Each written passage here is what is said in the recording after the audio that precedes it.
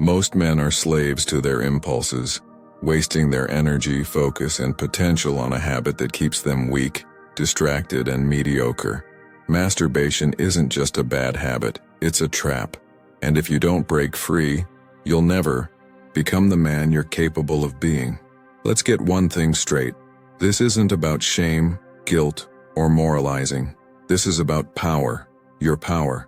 The power to control your mind, your body, and your life. Society doesn't reward weakness. It doesn't reward men who are ruled by their urges. It rewards discipline, focus, and strength. If you're tired of feeling drained, unfocused, and stuck in a cycle of mediocrity, it's time to take control. Stoicism, the ancient philosophy of self-mastery, gives you the tools to do exactly that.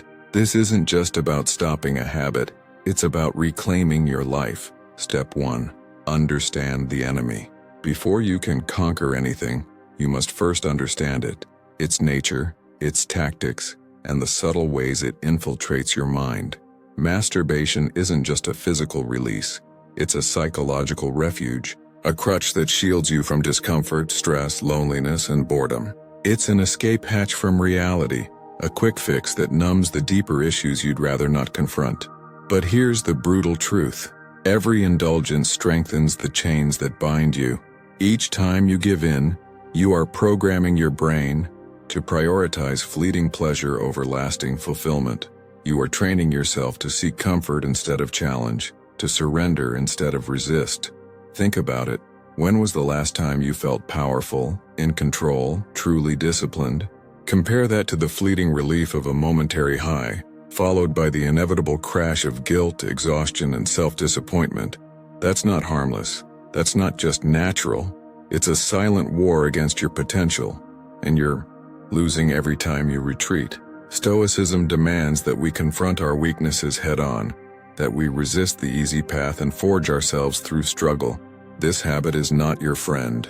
It is the adversary standing between you and the person you could become. Recognize it for what it is. Your future self depends on it.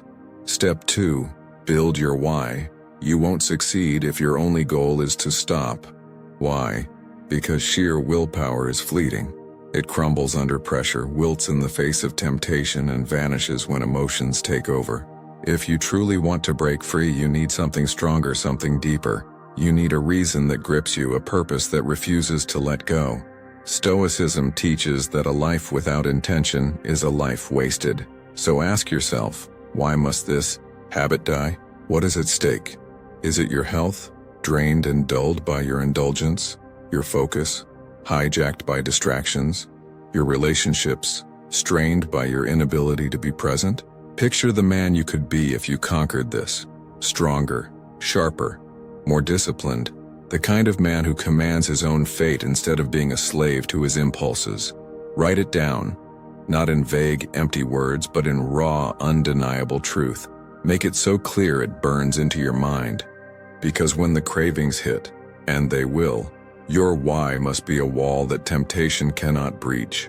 Without it, you are just another lost soul grasping at self-control, doomed to fall. But with it, you become unstoppable. Step 3. Master your mind. This is where the real battle begins, the war within. The Stoics understood that the mind is both our greatest weapon and our most relentless adversary. Every triumph, every failure, every moment of weakness stems not from the external world but from the unseen arena of our own thoughts. If you fail to command your mind, it will command you. And once it does, you become a puppet to impulse, a prisoner to fleeting emotions, a mere spectator in your own life. So, the next time temptation whispers in your ear, stop. Do not act. Observe. Take a deep breath. Step outside yourself for a moment. Ask, is this who I choose to be? Does this action serve my higher self, or am I surrendering to momentary gratification? This is the discipline of assent, one of the Stoic mind's most powerful tools. It is the ability to stand at the crossroads of impulse and intention and choose your response. But let's not pretend it's easy. Imagine you're exhausted after a long day. Your mind urges you to scroll endlessly on your phone, to skip the gym, to eat the junk food you swore you'd avoid. At that moment, willpower feels like a flickering candle in a storm. Yet this is precisely where strength is forged. Not in the absence of struggle, but in the refusal to yield. You are not your urges, you are the master of them. The difference between the disciplined and the defeated is simple. One stops, thinks, and chooses. The other simply reacts. Which one will you be? Step 4. Replace the habit. You can't simply erase a habit and expect it to disappear into thin air. Nature abhors a vacuum. If you remove something, something else will take its place. The question is, will you choose what fills that space, or will your impulses choose for you? Masturbation, like many compulsive behaviors, often acts as a temporary escape, a way to numb boredom, soothe stress, or mask loneliness. But the relief is fleeting, and what follows? Guilt, frustration, and a cycle that repeats itself like an unbroken chain.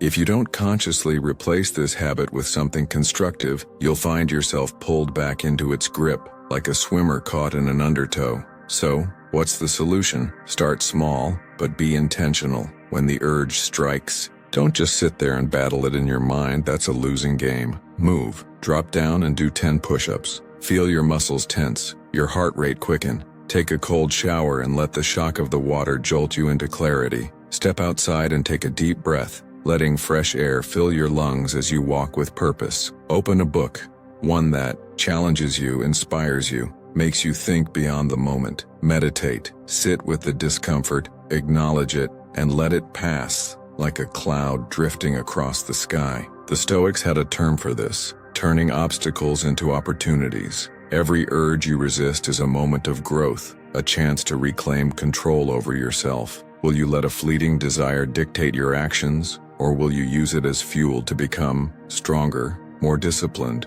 more resilient? The choice is yours. But remember, every moment of struggle is a step toward the person you aspire to be. Step 5. Embrace discomfort. This is where most men falter, where dreams collapse under the weight of their own resistance. They enter the realm of self-improvement expecting comfort, imagining a path lined with easy victories. But reality strikes like a cold wind against bare skin. Growth is not a warm embrace. It is a relentless, grinding force. Stoicism teaches us that discomfort is not the enemy, but the crucible in which resilience is forged. If you want to break free from the chains of weakness, you must learn to welcome the struggle, not as an unfortunate byproduct, but as the very essence of transformation. There will be mornings when you wake with lead in your limbs, when every cell in your body begs for indulgence, when the mere thought of discipline feels like an unbearable weight. Your mind will whisper temptations. Just this once, it doesn't matter. You deserve a break.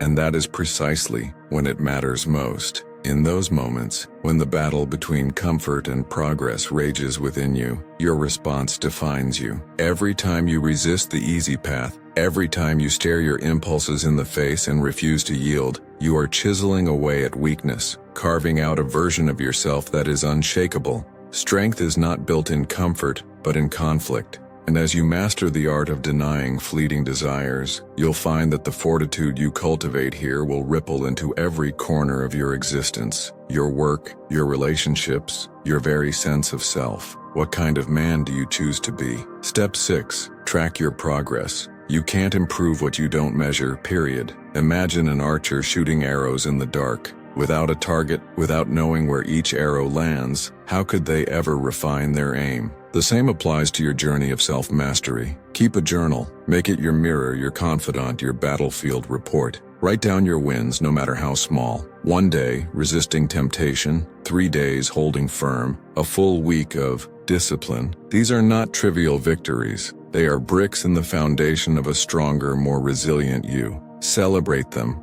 Feel them. Let them fuel your resolve. But don't shy away from your failures. Record them with brutal honesty. What triggered that moment of weakness? Was it stress, boredom, the influence of others? Dig deep. Name the enemy. The Stoics, from Marcus Aurelius to Seneca, championed self-reflection because it forces you to confront the truth, however uncomfortable. And here's the truth. You are never stagnant. Every choice you make either sharpens your character or dulls it, moves you forward or drags you backward. So ask yourself, are you becoming stronger, Or are you slipping into old habits? The answer lies in your own records. Conclusion. Here's the bottom line. Stoicism isn't about being perfect, it's about being better. It's about taking control of your life, one decision at a time. If you're serious about breaking this habit and becoming the man you're meant to be, the time to act is now. Not tomorrow, not next week, today. By the way, if you're ready to level up and join a community of men who are committed to growth, hit that like button, subscribe, and let's do this together. Remember, the path to greatness isn't easy, but it's worth it. Until next time, stay strong, stay disciplined, and keep moving forward.